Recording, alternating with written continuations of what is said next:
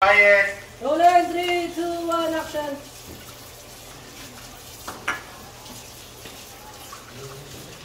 Ano? Wala akong anak na bakla!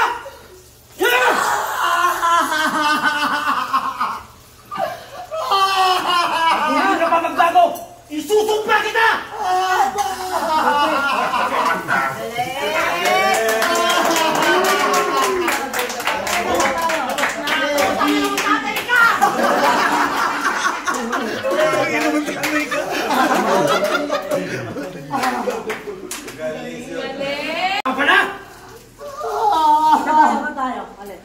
Pag di ka pa nagtino, lumayas ka na dito.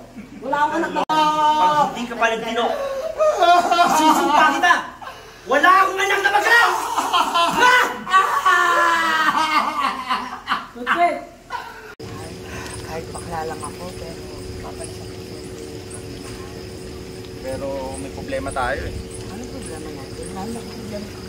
Hindi kasi pagka hindi mo ako binigyan ng cellphone, hindi kita makakontak. Nawawala yung cellphone ko. Eh, napakatanga mo naman. Bakit nilalagay mo kasi kung saan saan? Wala naman ako. Baka naman pwedeng bigyan mo ako ng cellphone ko. Kasi ako na wala ka. Wait, hindi talaga ako sa'yo. Buti lang wala si Papa. O sige, siya. Alis na ako. May gagawin pa ako eh. Up. Yung kiss ko, talo ka ako. Pagbalik ko, No?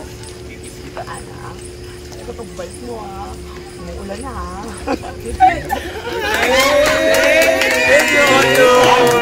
Thank you. Galing talaga, Otlo. Ang galing. Ang galing. I love acting in front of the camera. Galing. Good job. Galing ni Pastor! Ako pala mukha mo! Ayan, dito naman, ano, Kakain muna ako, pintukin muna ako. Bangin mo ako. kapitampal. Dito muna, kapitampal. Nakaulo ka, tayo, sabay, ano muna, parang... Siraulo ka! Lisuli daw, Siraulo ka!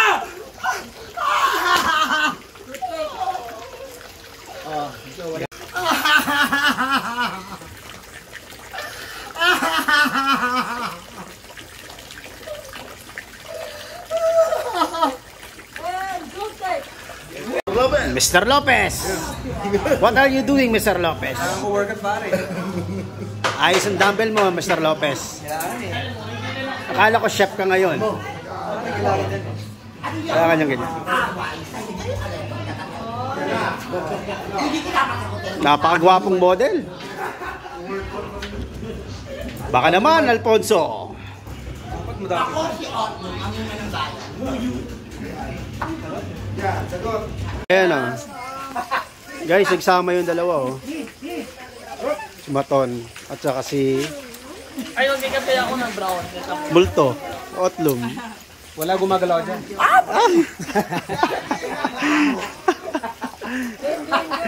Hayop. Hindi gumagalaw no, hindi gumagalaw. Oo. Oh, kala mo, meron ka? Iba yung gumagalaw sa atin. Ay, malaki nga, nakikita. Iba yung gumagalaw sa atin. Yan na pala yung mo sa akin. Navy gumagalaw. Bumaba na kasi. Bumaba na, hindi na ano. Hindi na maintain. Hindi na maintain. Pinakahuli mo yun. Pak. Pak. Paano yung papagalawin yung ano? Nakayop.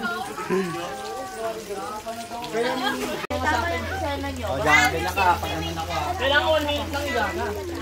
Kailangan dito ka na kasi ang sabi. Wala ba?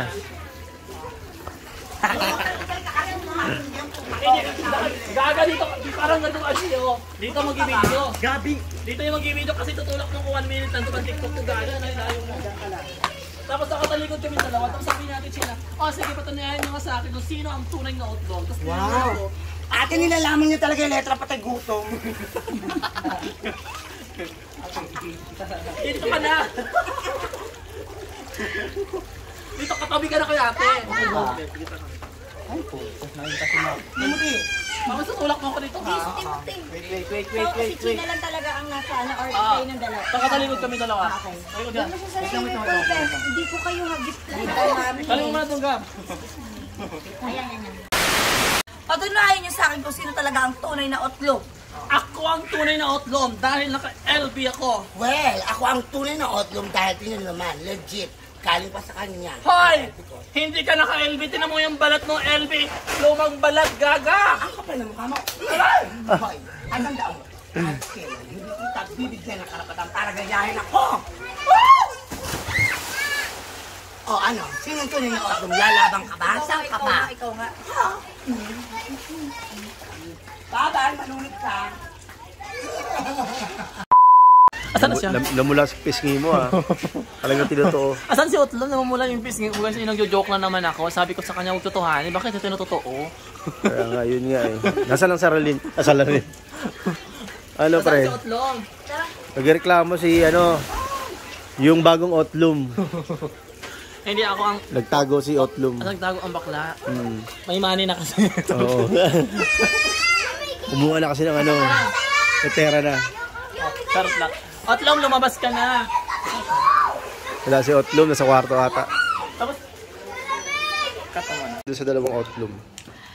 Sa dalawang otlong, sila ay magkaiba ng isa kalbo. Yung isa madamdamin, yung isa Walang damdam. mataasin. Madamdamin yung si Maton eh. Ay, ganun. Oo, konti. Nagulat siya sa sampal, Kunyari, no? hindi ko nga lang siya papansinin, umiiyak na yun. Si Janice, lagi siya inaaway dati ni Janice. Wala kang karapatang uminom ng wine. Kasi iniinom nito yung wine eh. Naiiyak na yun siya dati. Di ba naman, Ton? Oo, si Janice.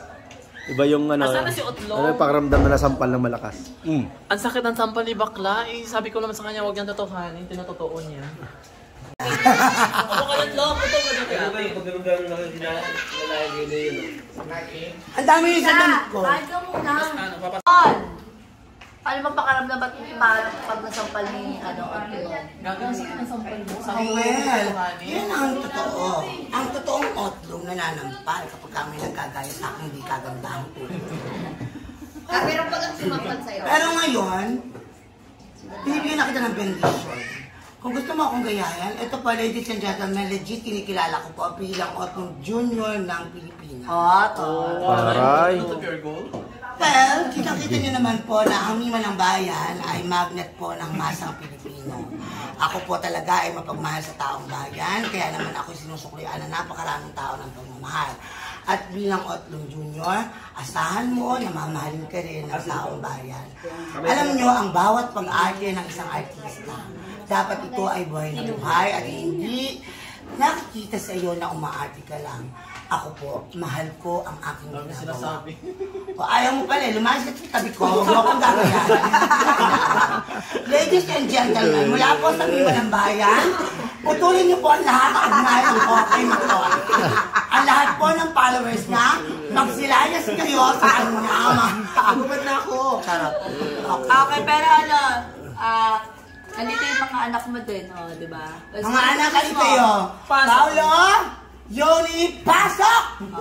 At yung mga anak niya galing pang Bulacan. Okay. Ako po ay masayang-masaya sa pagkakataong ito na nakadaupang palad ko po ang aking mga anak. Ang aking pong panganay, 2 taong pong nawalay sa akin na hindi ko nakita. Ang aking bunso lalo, 5 taong ko pong hindi nakita. Masaya ba kayo, anak? Nakita niyo ako?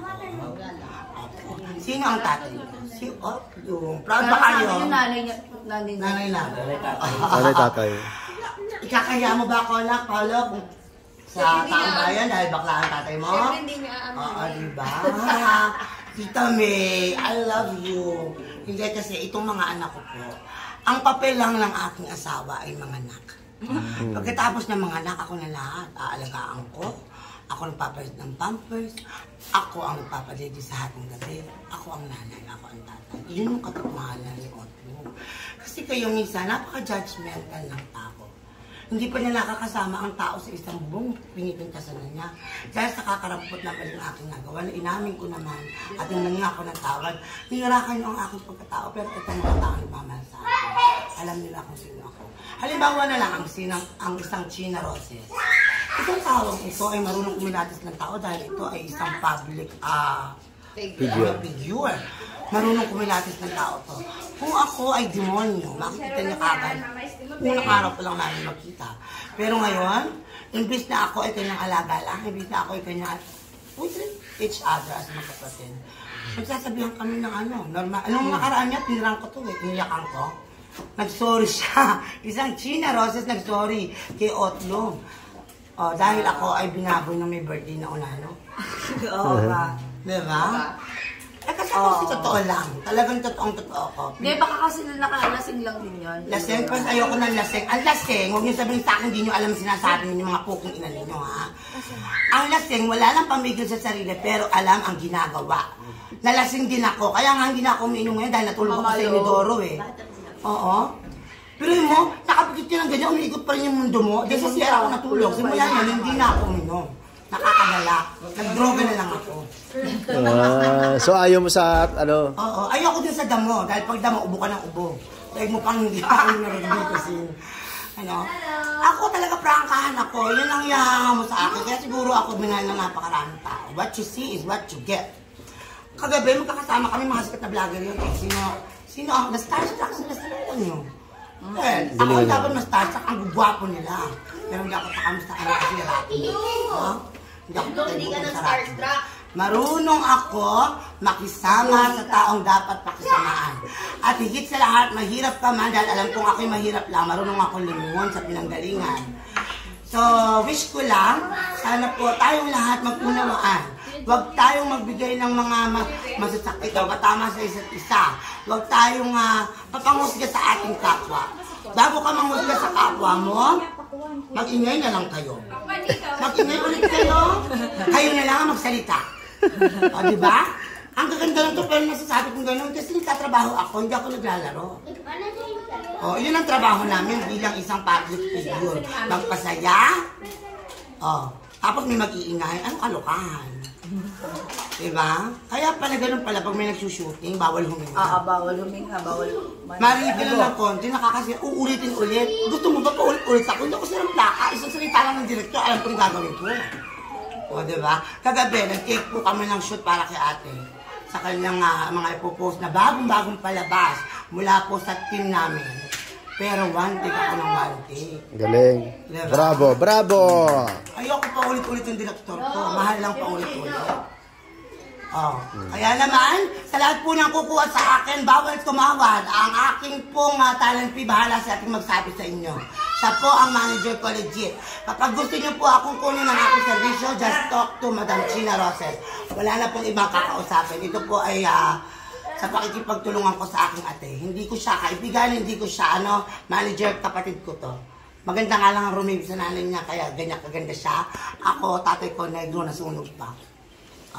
Pero I'm proud of myself. No matter what the people are telling about me, no matter what the bosses are telling about diba? Oo. Pangit man ako sa inyong paningin, at least malinaw ang inyong mata, pero ang puso ko, 100% tawasin mo man. Totoo ako, legit ako. Sama-sama tayo sa tagumpay. Ito ang Team China Roses. Magandang umaga po. Live here from House of Brand. Yes, taray! Wala yung words mo na malinis ang conscience ko. Wala na. Talagang malinis naman talaga ako. Dahil clear. Dahil ang conscience ko ngayon ay patungo na ng langit. Natatawa ako. Doon tatay mo negro? Ang nanay ko, yung nanay ko, adoptive mother. Diba? Negro tatay mo? Hindi. Nagana ng singain. Dahil pa, talaga set ang view mo talaga sa magsalita. Ang galing mo talaga, ano? Negro na sulong pa.